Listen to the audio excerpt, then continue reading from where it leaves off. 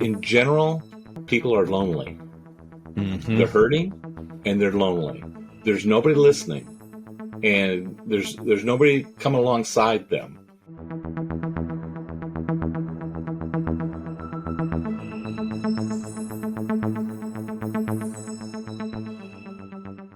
Hey, everyone, and welcome to another episode of The Missions That Made Them. I am your host, Jason Verdelli. This isn't just a podcast, but rather it's a movement.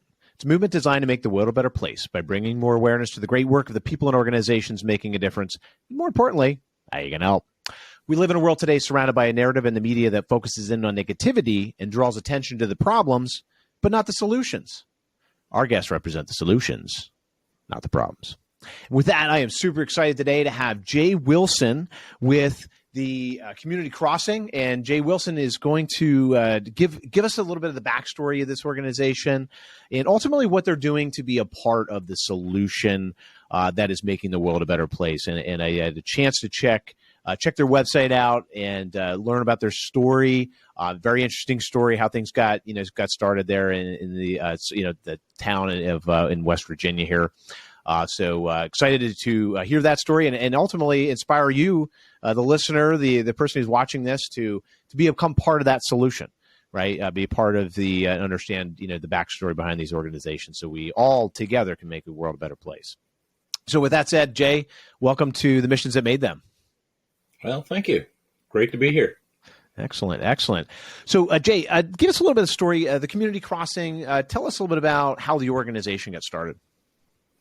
Well, it actually started back in 1991, and it's a very small town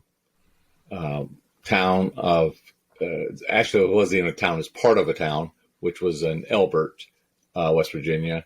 The actual city was Gary, West Virginia, which is south of Welch, where we are now. And so it started in 91.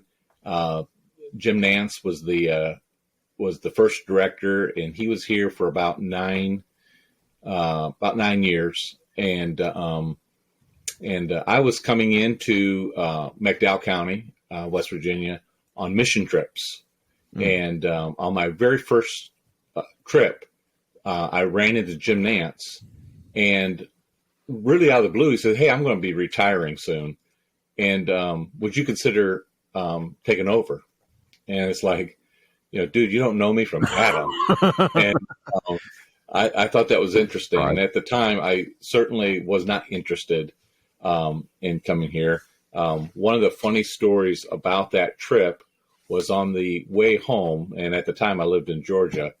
As we were leaving the county, my wife says, McDowell County is a wonderful place to do ministry, but I wouldn't want to live here. And we laugh about that all the time, because that was like 23 years ago, and we've been here 21 years, and happy to live here, and she is as well. But anyhow, it was about 18 months of Jim continuing to ask that I just really somewhere along the line developed a vision for it, and so I agreed.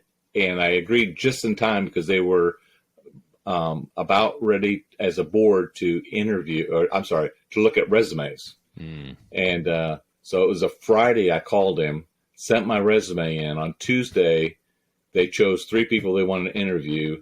2 weeks after that, I interviewed. 2 weeks after that, I was offered the position. And 2 weeks after that, I'm on the ground. Here in West Virginia. And yes, it was very quick. And coming out of Gainesville, Georgia, where winter is like 1 week long, and if it's really bad, it's 2 weeks long. Right. And then I literally got here, and my vehicle had a flat tire, and it was like 10 degrees outside. It was blowing snow, and I was really asking, "What in the world are you doing?" Should have stayed in Georgia. That's funny. But I'm glad I didn't. And so after that, I think it was 7 months after we arrived, we had a 100-year flood. And so that's really what the organization handled for several years after that was the cleanup of that flood. And then 10 months after that, we had our second 100-year flood. And that's when I learned in McDowell County, they don't do math very well, because 100-year flood should happen every 100 years. Right. Instead of in 10 months. 10 months, yeah. Yeah. And so we dug in, and that's what we did. Probably the biggest part of our organization was handling flood relief. The first flood, I was a co-chair. I'm sorry, I was the co-chair of the flood committee, and then the second one, I became the chair. And in working with organizations in the county, which the rumor is, and the myth is that that organizations in McDowell County don't work well together. Well, that's a lie. It's not true. Not only did we work very well together during those years of the floods, but since then we've had several collaborations and work really well together. And in about 2007, we decided to become independent of our mother organization, and so after about a year of that transition, then we became independent. So since 2008, we became the Community Crossing instead of McDowell Mission. And then in 2011, we took on Parents as Teachers, and that is a in-home visitation program for families with children up to the age of 5. And that was probably obviously that was our biggest shift from doing mission trips and home repairs to working with young families. And we've been doing Parents as Teachers now for almost 11 years. Yeah.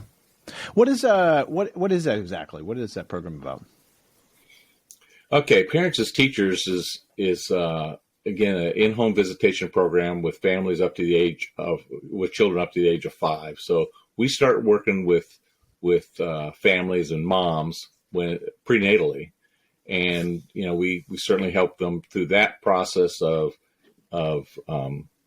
prenatally, and then after they're born, we have our educators, which of course pre-COVID would go in the home, and on average we go twice a month, and we work with the families on anything from tips on parenting to different types of assessments and helping them with resources, and there are times when children have issues, newborns or first couple of years of their life, that if you get to the right place, the right doctor or whatever, you can handle it, and they can get through it or over it quicker. And but a lot of times that doesn't happen. So that's why the assessments are so important. Yeah. And then understanding with parenting, and I'm not sure. I only live in one part of the country, so I can't tell you about the rest of it. Sure. I'll tell you here. A lot of our moms and dads really did not grow up in a home with moms and dads. As a matter of fact, half of our children grow up outside of a home with either biological parent. And so their examples of parenting may not have been there. And so, it's, the old joke is, when I had this baby, they didn't give me any instructions. There's no instruction book with them. Well, that is true. There is not. And so, but the one thing about the thing that has impressed me most in the last 10, 11 years with Parents as Teachers is, regardless of their experiences and regardless of their lack of knowledge on how to raise their children, the desire is there. They want to raise their child correctly. They want to give their child the best opportunities, the best chances. And that's why I feel this is like the most important thing we could do, is work with moms and dads on parenting and helping give their children the best opportunities, the best chances they have going forward. Well, and to come in, especially as that figure, a lot of them haven't had parent figures. I mean, that's a huge part of somebody's upbringing, right? So to have that there is huge. I mean, and I think the thing that you're also doing, as I see, is you've identified the problems in the community, which you said like a lot of people just don't have. They didn't grow up with their biological parents, and you saw the gap in that, and that really drives a lot of. I would imagine that drove this service, service in the community, but it drives, I would imagine, other things in your mission too, right? Oh, absolutely. And one of the things about any program that we've done, all the way from home repairs to parents as teachers, or anything else we've done, the one thing that, and it's probably universal, is the fact that in general, people are lonely. Mm-hmm. They're hurting and they're lonely.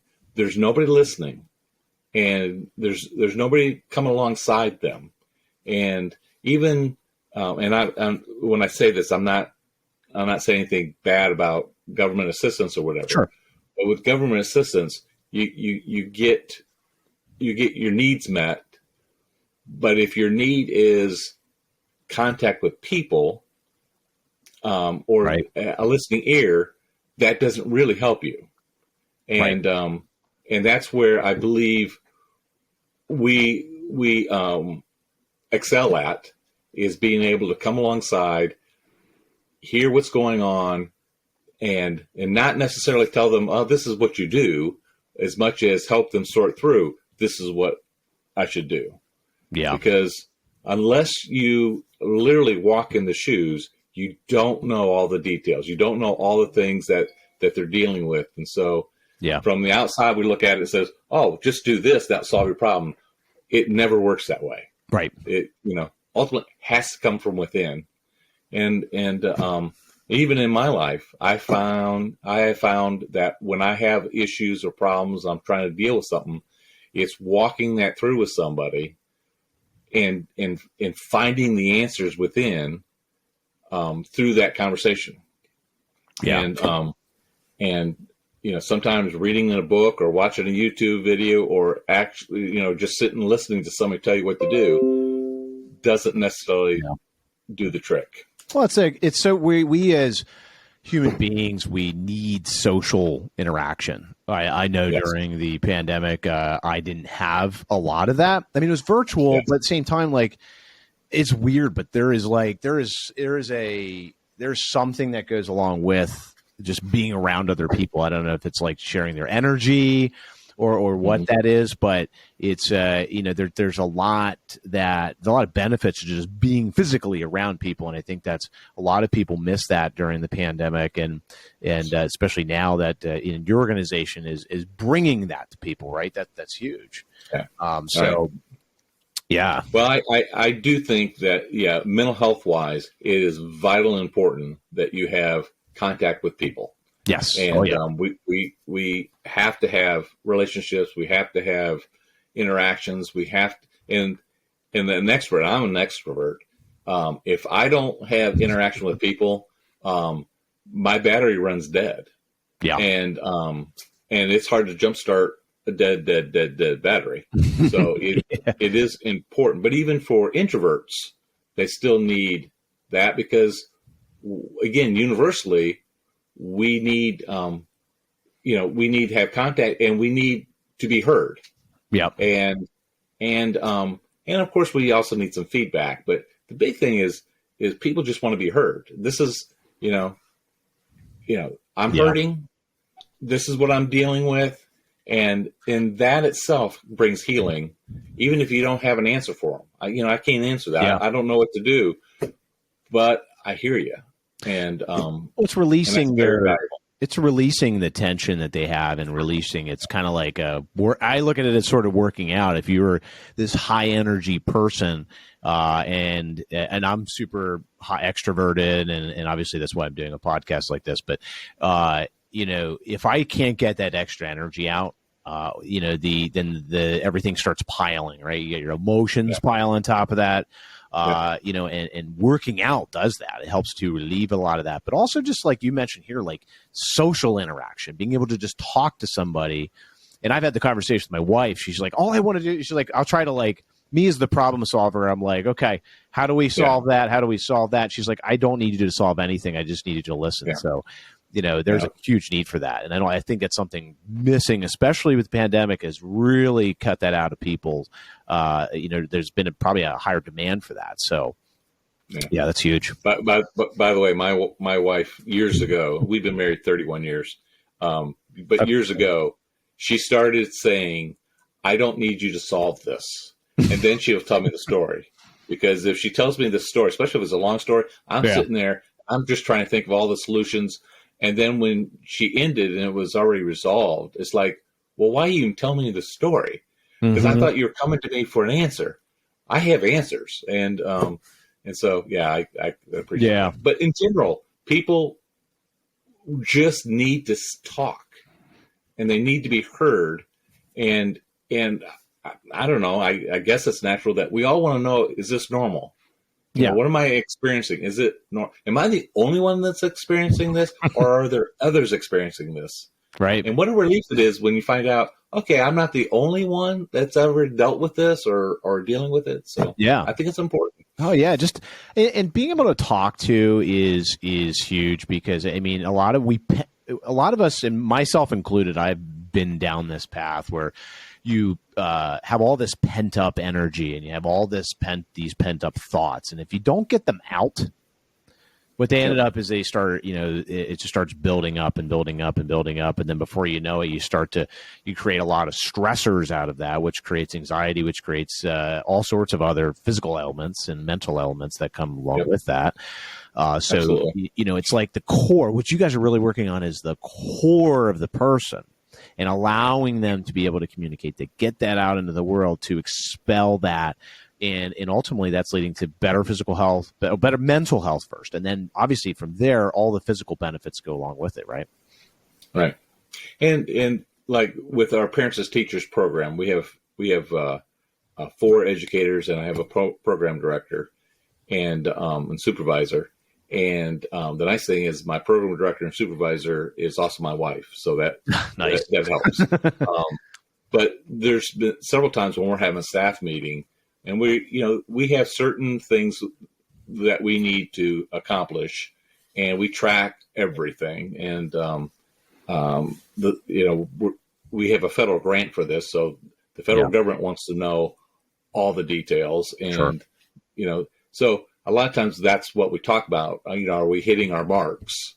Yeah. And because it's required. But then there are times when I say, okay, regardless of parents as teachers, now you're there to help the parent with their child. But how much of your time is actually spent, and how much of the fulfillment you get from what you're doing has nothing to do with their parenting. Yeah. It's everything to do with what they're going through in life. Because again, I don't know about the rest of the country. I do know about McDowell County is our moms and dads they live from crisis to crisis to crisis. There's pressures, there's situations. Some of them are self-induced issues, but some of them are not. And anyhow, what needs to happen is they need somebody to come along and listen to what's going on, and then help them sort through and think through what they need to do in response. Yeah. And what's funny is, the educators usually sort of chuckle at me, because it's like, that's probably the most things that we do. Right. I mean, the least that we do is really the job of being a parent educator. Right. It's like, because so many people have issues, and so many families are dealing with stuff. And again, some of it's self-induced, and some of it's not. But regardless, it's a problem, and it needs to be solved. And ultimately that's why we're there. Yeah.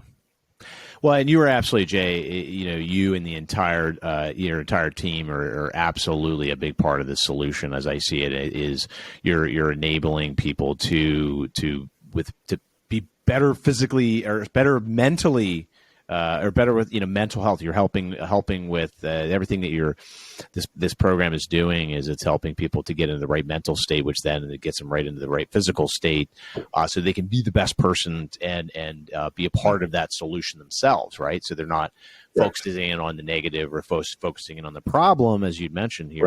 Right. They can focus in on the solution by getting them to a better place. But a lot of people just need that interaction, which is something they're not going to get per se by the government programs and things like that. Not to say anything bad about them. It's just not how they're structured. They're not structured like that. So that's you're filling that gap, which makes a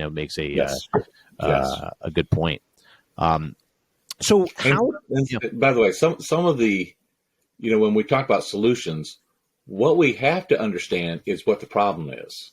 And a lot of times, somebody will say, "Well, I'm dealing with this." Yes, that's a problem, but you have to step back and see how you got there, and then really what is the real issue. And then once you know the real issue, then you can start looking at solutions. But if you solve the non-issue, you've solved nothing. Yeah. And so that's where that spending time with our educators helps them to sort through and understand really what the problem is. And then they can find the solutions. Yeah. Yeah, and you're starting with the core. You're starting at the core of what people really need. They need somebody to listen to start, and then from there, obviously, once they listen, they can keep drilling down into the actual problem that they have, and then work help them through that. Right? It could be mental challenges, could be physical challenges, could be societal challenges, a number of different things. Right? This world. It's hard, man. This is a hard world to sometimes navigate. And it becomes as we get more negative media thrown at us, which is basically everything. I mean, it's every media that we're exposed to, except for independent media like this, where you're actually getting real thoughts, real ideas. I'm not saying it's not being filtered through an agenda. Yes. And sorry. And then, so that is, that is something that I think is super important. I think McDowell County obviously is benefiting from this. But I see something like this really needed in every community. I think this is critical. Yes, absolutely. Yeah. Absolutely. And one of I probably help transition into something else here. Yeah. But one of the issues, as we talked about earlier, about growing up outside of your mom or your dad, is that's your model as far as parenting. If you didn't have that, then what do you do? The other issue is how many different traumatic events have occurred in your life, because that is really what shapes you. And ACEs, adverse childhood experiences, is a major issue, especially in a community like McDowell County, which is one of the poorest counties in the country. It's poorest in West Virginia, but it's also one of the poorest in the whole country. There's just a lot of kids, a lot of adults that grew up in homes that were either dysfunctional, or there was things that occurred that has shaped them. And you can overcome those things. Right. But unfortunately, a lot of times you don't have the resources to overcome them. You don't have anybody there to help you overcome them.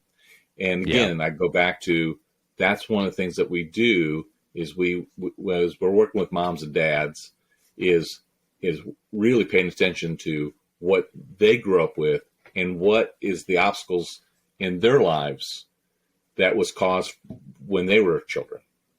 And ultimately, hopefully, we limit how many experiences their children have that would hold them back from becoming fully functional, good citizens of our country. So it is, you got to deal with both the parent that had it and try to eliminate it from the child growing up. Yeah. Yeah. And that's, it's incredible. I mean, that's incredible what you guys are doing with that I think if you can start with you start at the core. I mean, really starting with the core of the problem, which is, they didn't have these experiences. They didn't have the role models, if you will, and being able to take people that would be really, and anywhere else would be harder to access some of these services. I mean, it would be hard to, you'd be paying for some of these things, right? These people can get this. This is all free. It's all free of charge, or how does that work? Oh, absolutely. Yeah, absolutely. that's thinking, volunteer program, completely free. It's awesome.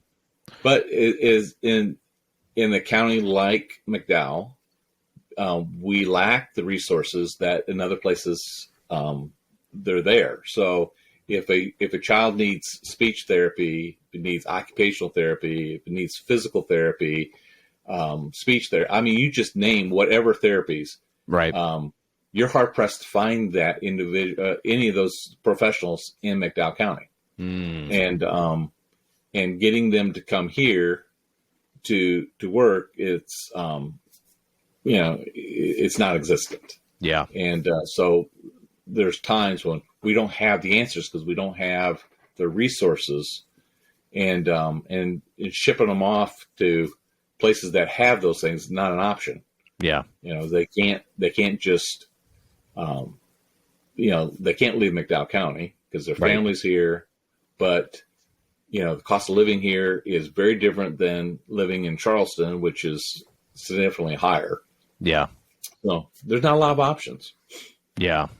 Yeah. So, and it's, how do you help those people? I guess, or do they just not access those services, or do they, with the new age today, I mean, they access them virtually for some of the things that are maybe, for some of the services that, where they can't come on site, or they don't have the resource, where they don't have the resources that are literally in the county.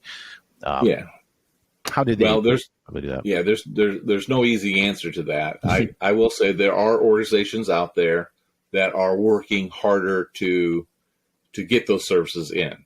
Okay, so it's not like nobody's paying attention. They are paying attention that there is a need, and so there is that. There is some virtual things that if there's anything that you can say was positive out of the COVID lockdowns was more virtual visits, be it doctors or professionals. So that is part of the answer. But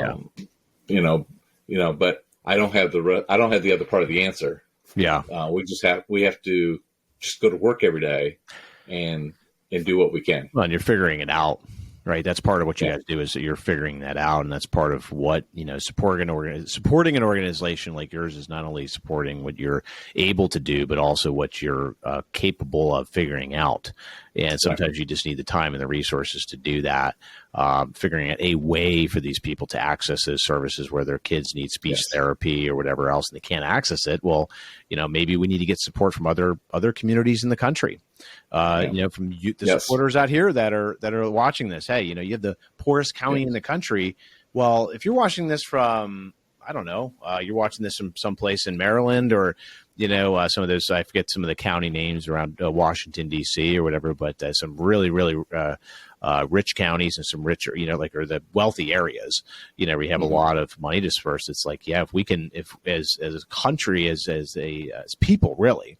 If we can come together and look at this as one big, not just the county, but I think as us supporting, just this way, supporting this community and supporting your work, as seeing, we have no problem supporting if there's a flood in, somewhere in Louisiana or something like that, and it's a big deal and it's all over the news. Well, guess what?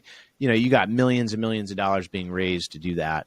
If there's no necessarily tragedy per se, but the real tragedy is sort of what we don't hear. And I think a lot of the story of what you'd mentioned is that, right? Like, this is something that flies under the radar.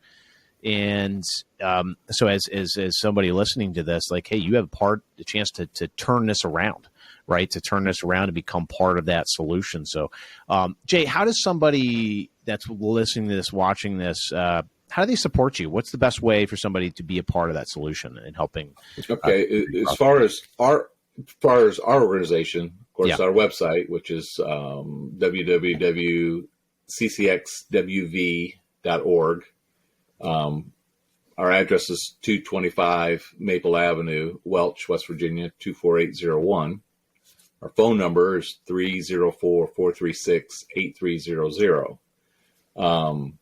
As far as in a bigger picture, when you look at what we need in the community and what would make a difference is in the long run is we need professionals to come and live here. And so, back when I first came, we would have about 632 people came the summer before I took over. Well, because of the flood, we had an increased amount of people that came to volunteer to do home repairs because of the flood. And so my first summer, we had 2,500 volunteers. The following year, 2,500. The following year, 2,500. And then after that, it started to decrease. And, somewhere around 09 and 10, I started looking at even what we had people coming in and doing home repairs. They'd come for a week and everything. It was good stuff and it was needed, but did it really change lives? Probably not. Yeah. And what changes lives is that you live here, right? Because it's human interaction. It's not getting a check, and it's not coming in for a week and blowing out of town. And you make and I'm not trying to be rude to anybody, but coming in for a week, thinking you were the savior. Well, you weren't the savior. Okay. Yes, you helped a little bit. But like I've always said, the roof will eventually start leaking. The paint will peel. The people will move. Yeah. And so what you did to the house only had a minimum effect. So, the important thing is, and I say that, I get people well-intentioned from all over the country that come here, have a real heart for the county, and they want to come, like for a weekend, twice a year or whatever. Yeah. And that's nice, but that's not going to solve it. What solves it is you come and you live here. Yeah. And I always say you need to suffer the consequences of your ministry.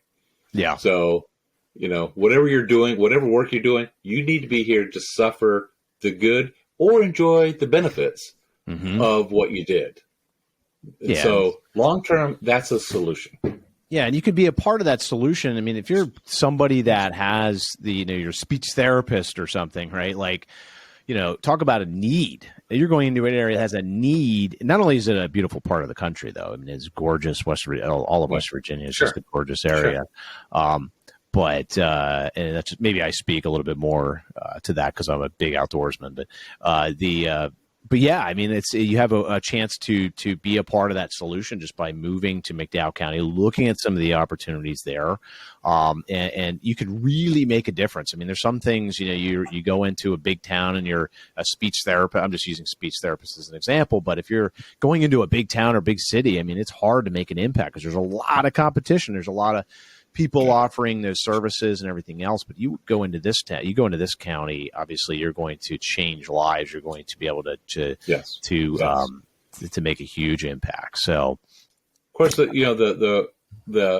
from a professional perspective is, you go to college, you get a degree so that you can get a job so that you can be financially successful. And there's absolutely nobody that would say, oh, if you want all that, come to McDowell County. Right. Okay. You're going to go to Charleston or even Beckley or Martinsburg or Washington, D.C. Okay. You're going to go somewhere else because that's where you're going to make money. Even regardless of competition, you're going to make a lot more money. So come here. If you came, I've always said that if you're going to come here and work in McDowell County and get rich, you're going to be sadly disappointed. Okay? because you're not going to get rich here. You're not, but if you, and from my perspective of what I felt was my calling to come here, that's the fulfillment that you get, is if you feel called here and this is what you want to dedicate your life to, is making a difference in people's lives. Yeah. It's very fulfilling. But you're not going to retire rich. Yeah. I mean, that's not, so you have to change your mission, and your personal mission in life it's not about success. It's about significance in order to do that. It's huge. And I am not saying anything's wrong with being successful and making big money somewhere. I'm just saying, if you're coming here, it's going to be about significance. Yeah. It's not about success. Or, come there, do the physical thing in the county, and then do your virtual stuff with other areas if you want to build your business. I mean, this is 2022. Sure. It's, you could build your business in other ways. Now, obviously, if you're a chiropractor, that might be a little harder to do. Sure. But if you're somebody like speech therapist or whatever else, or some ways to maybe augment what you do in other areas too. So, but the impact you can make in these where, your hometown, you could be a hero versus, a hero in that versus, and then build your brand and everything else from there. I mean, so it's much harder to do that when you're trying to break in sort of a bigger area. So, but I'm going to tell you the challenges for, we talked about the challenges for professional help for our families. Yeah. But, recently I was doing a little bit of home repair. Well, I'm still in the process of it, and I needed a plumber. Ends, Jay. Yeah, I needed a plumber. Okay, I cannot find anybody that will come to McDowell County. Wow, as a plumber, and matter of fact, I finally found somebody who agreed to do it in Beckley, which is an hour and 15 minutes away. They said they'd come, but they charge $250 an hour travel time. Travel time. Yeah, so I'm probably about $600 or $650, and they haven't touched the pipes yet. Yeah. So, by the way, I became a plumber. Yeah, you almost have to. You have to. Yeah, but I can't become a speech therapist, and I can't become a occupational therapist. I can't become a physical therapist. I can't become those, and neither can the families. Sure. It's just vital and important as a solution to be able to get professional help. Yeah. Jay, I really appreciate you coming on today. Super excited to see the work that you're doing. And again, for everybody else out there, make sure you check out their website. Again, it's ccxwv.org. So ccxwv.org. And you can learn a lot more about what they're doing, and there's a lot more to this organization. I mean, Jay, we could talk all day to kind of dig into different aspects of it. I think what we want to do today is just sort of make the introduction. But before we hop off, is there any last words you wanted to say? Well, I certainly appreciate the time that you've taken to get the word out, what our needs are, and you've complimented us for the work we do. Well, I want to compliment you on the work you're doing, and I thoroughly have enjoyed talking to you. Yeah, thanks, Jay. Appreciate that. And one of the best ways that we all can be a part of the solution is by sharing, as Jay mentioned. I mean, this is just one. This podcast is one. We're just getting the message, right? We're getting the story. But one way you can be a part of the solution is by sharing this video, by subscribing to the Missions That Made Them. If you're on YouTube here, make sure you smack the bell, hit subscribe and smack the bell so you get notifications when we get new episodes. And we have a lot of new episodes coming up. Jay, I'm going to have you back on. We're going to dive into some I would like to interview you again and dive into some deeper parts of the organization and really get an update, too. I'm excited to see progress in your organization. But the key thing is that, again, we all have the power of making change, but it comes down to right here. If you go out there, you expect your government to make that happen. You expect your company that you work for to do that, or you expect other people to do it. It's not going to happen. I think if we all stick together and we all look at that we can make the changes, independent people. And if enough of us independent people do that, we create a movement. Okay, so but the way to create a movement is you got to be able to spread the message. You have to be able to share. So again, I urge you, please share this video, share this podcast wherever you're at, and that right there is going to be a big part of this solution. And as Jay mentioned too, if you're considering relocating anywhere, looking at new areas, again, consider McDowell County. I think what a better way if you're looking to always wanted to be a hero when you grew up. This is the place to do it. You have the ability to build significance, and you can build success. I mean, I think there's those things can really work together, and I think that Jay has really articulated that well, and I think it's a part of the solution that I think every community needs, and I think they're doing an excellent job where they're at. So, with that said, again, everybody, thanks for watching, and tune in next time.